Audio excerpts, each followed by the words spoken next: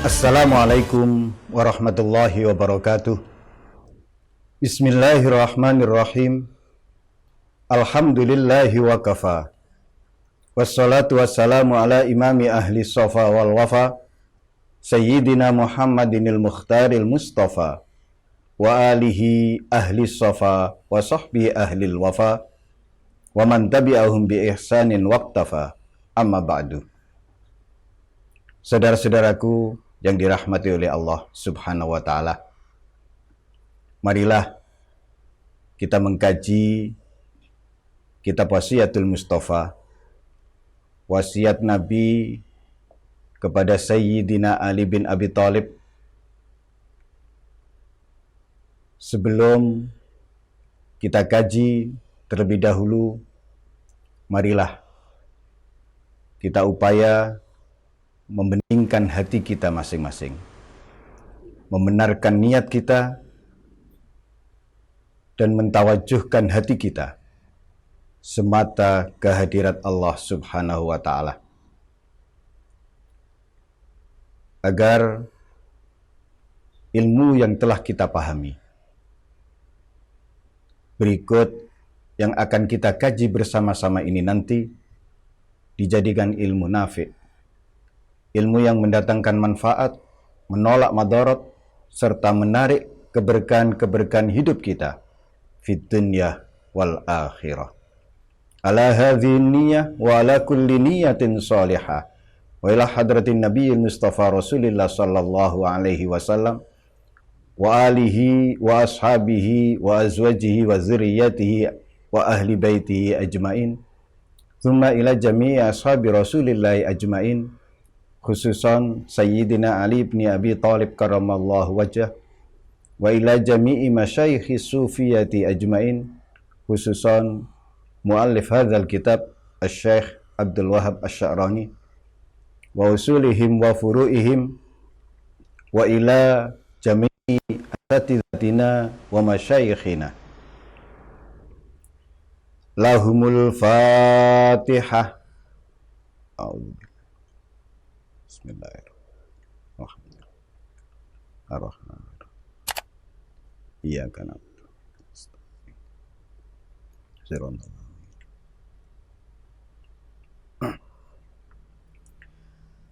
Qala Rasulullah sallallahu alaihi wasallam, ya Ali, ad-dinu kulluhu fil haya. Pada kesempatan kali ini Nabi berpesan kepada Sayyidina Ali tentang pentingnya sifat malu, tentang keharusan memiliki sifat malu. Karena agama secara keseluruhan semuanya ada pada sifat malu. Redaksi lain, Rasulullah bersabda, al-haya huwa ad-dinu kullu. Malu itu agama secara keseluruhan. Seluruh ajaran agama itu ada pada sifat malu. Dan kita tahu bahwa agama itu adalah khuluq, waladina liman la khuluqalah. Agama itu adalah perilaku mulia, dan tidak ada agamanya orang yang tidak memiliki perilaku mulia. Dari sini menjadi jelaslah bahwa secara keseluruhan perilaku mulia itu ada pada sifat malu. Karena dengan sifat malu yang dimiliki oleh seseorang akan mampu menjaganya dari melakukan hal-hal yang tidak terpuji, dari berucap dengan ucapan yang tidak bagus, tidak enak didengar, dan seterusnya. Saudara-saudaraku yang dirahmati oleh Allah Subhanahu wa Ta'ala, dalam hadis yang lain disebutkan inna likulli dinin khuluqan wa inna khuluqal Islam al-haya. Bahwasannya tiap-tiap agama itu ada khuluqnya, ada perilaku mulianya. Bukan dikatakan agama kalau tidak ada perilaku mulianya. Tidak dikatakan orang beragama kalau ia tidak memiliki perilaku mulia. Seberapa besar atau seberapa tinggi perilaku seseorang, kemuliaan perilaku seseorang, sebegitulah agamanya. Dan akhlak Islam ada pada sifat malu. Saudara-saudaraku yang dirahmati oleh Allah Subhanahu wa Ta'ala, jika seseorang tidak memiliki rasa malu atau rasa malunya rendah, niscaya ia akan melakukan apa saja semaunya sendiri. Niscaya ia akan berani melanggar tatanan syariat, berani melakukan fahsya, perbuatan-perbuatan keji, dan seterusnya.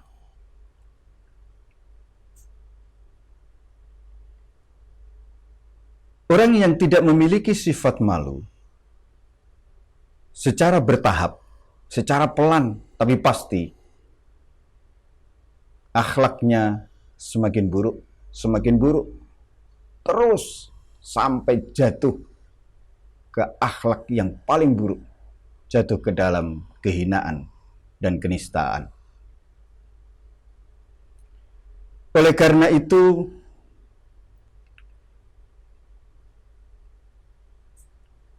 disinyalir di dalam sebuah hadis, Rasulullah Sallallahu Alaihi Wasallam bersabda, Inna Allah Azza wa Jalla idza arada an yuhlika abdan naza'a minhul haya, fa idza naza'a minhul haya lam talqahu illa maqitan mumaqqita. Sungguh, jika Allah berkehendak untuk membinasakan seseorang, Allah akan mencabut sifat malu dari orang tersebut.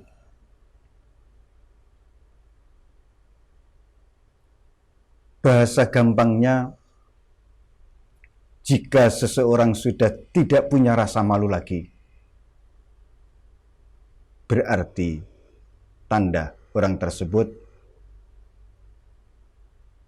dibinasakan oleh Allah, tidak diislah. Dan ketika sifat malu itu hilang dari seseorang, telah dicabut, maka yang ditemui pada orang tersebut adalah kemurkaan Allah. Allah sangat murka kepada orang-orang yang tidak memiliki rasa malu. Saudara-saudaraku yang dirahmati oleh Allah Subhanahu wa Ta'ala, wasiat Nabi ini pesan kepada Sayyidina Ali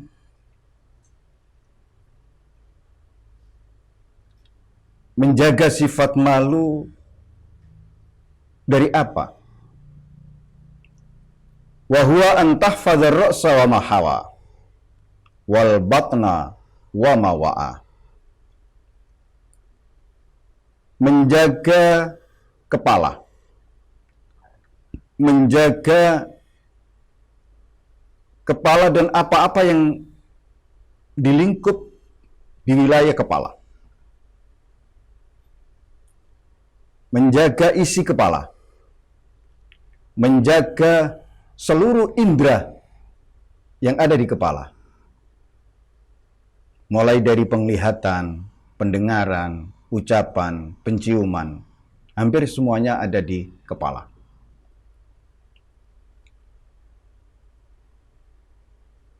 Jika seseorang memiliki sifat malu, ia pasti akan menjaga akalnya dari berpikir negatif, dari berpikir curang, dari berpikir yang tidak diridhai oleh Allah.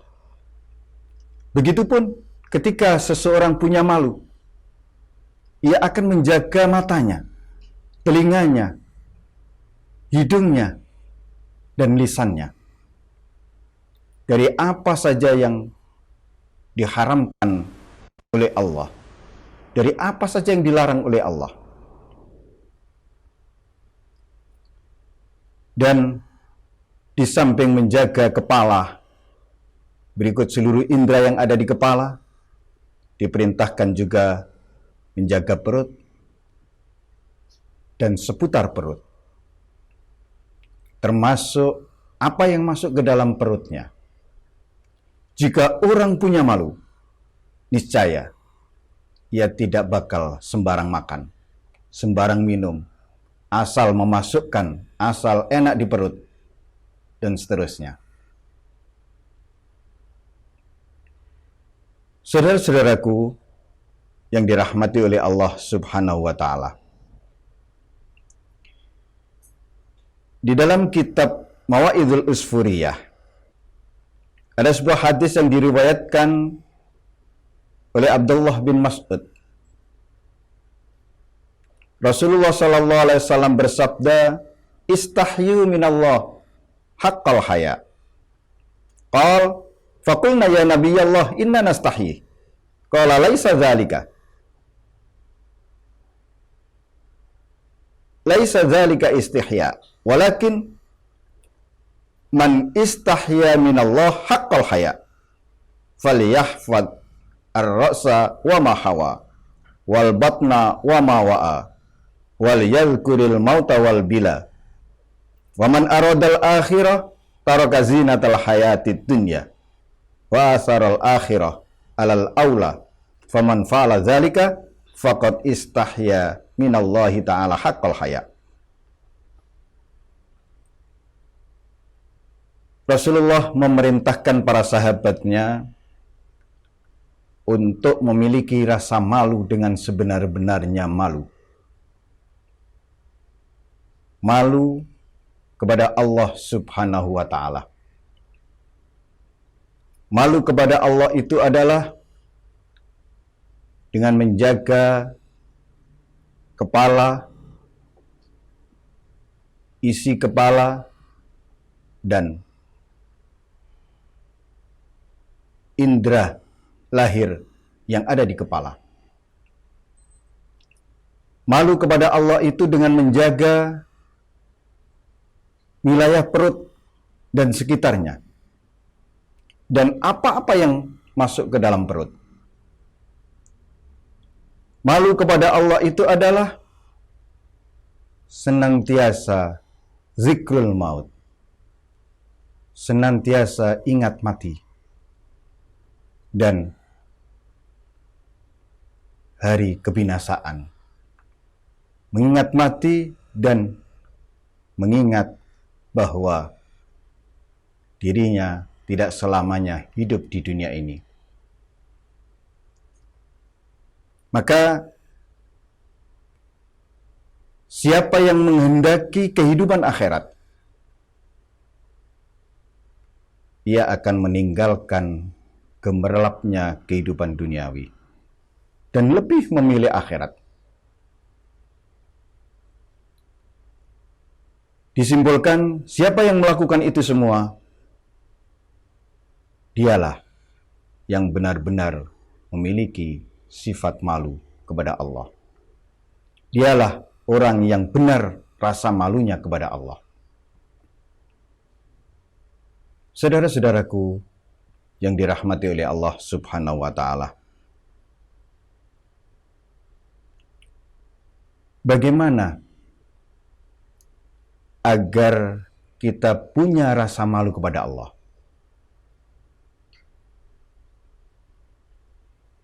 Yang pertama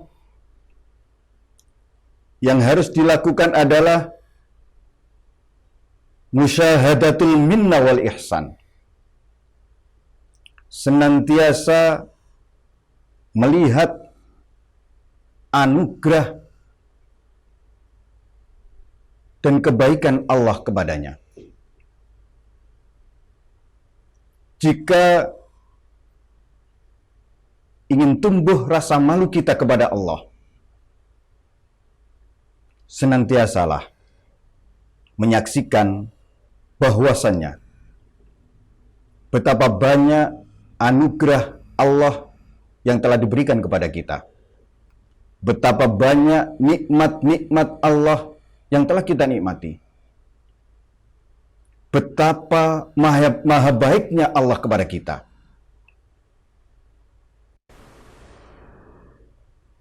Yang kedua, isti'zamul jinayah. Menganggap besar balasan Allah. Jika kita melakukan kesalahan, terus kemudian kita menganggap bahwa dengan kesalahan itu, alah nanti dipakai taubat istighfar, Allah Maha Pengampun. Ketahuilah,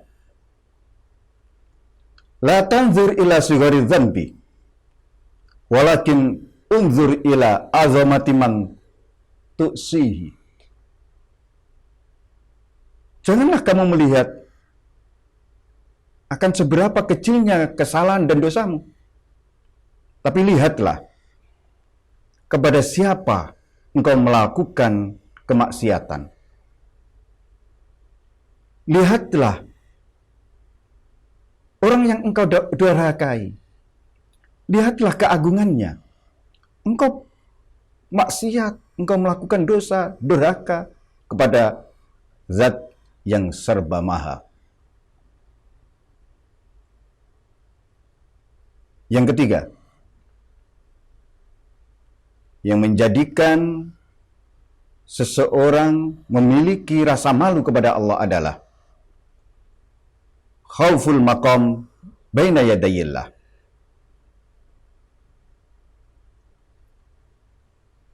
Takut akan kedudukannya di sisi Allah. Kedudukan tingginya di sisi Allah.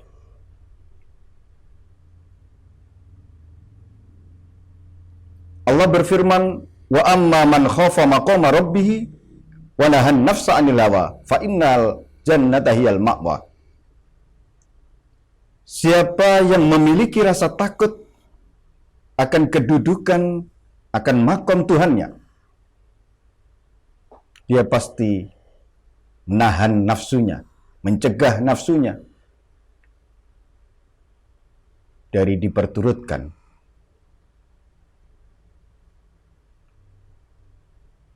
Maka orang-orang yang seperti itu, surga sebagai tempat kembalinya. Saudara-saudaraku yang dirahmati oleh Allah, kesimpulannya, tidak akan mungkin seseorang memiliki rasa takut yang sebenar-benar takut jika imannya belum kuat. Tidak akan mungkin seseorang benar-benar memiliki hayaan minallah, benar-benar memiliki rasa malu kepada Allah, jika dimanapun dan kapanpun ia tidak merasakan pengawasan dan penglihatan Allah atasnya.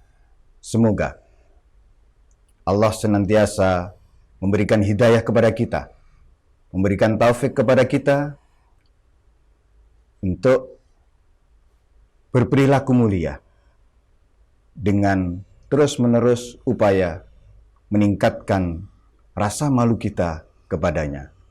Hadanallahu wa iyyakum ila siratim mustaqim wa ja'alanallahu wa iyyakum minas solihinal muslihin. Wassalamualaikum warahmatullahi wabarakatuh.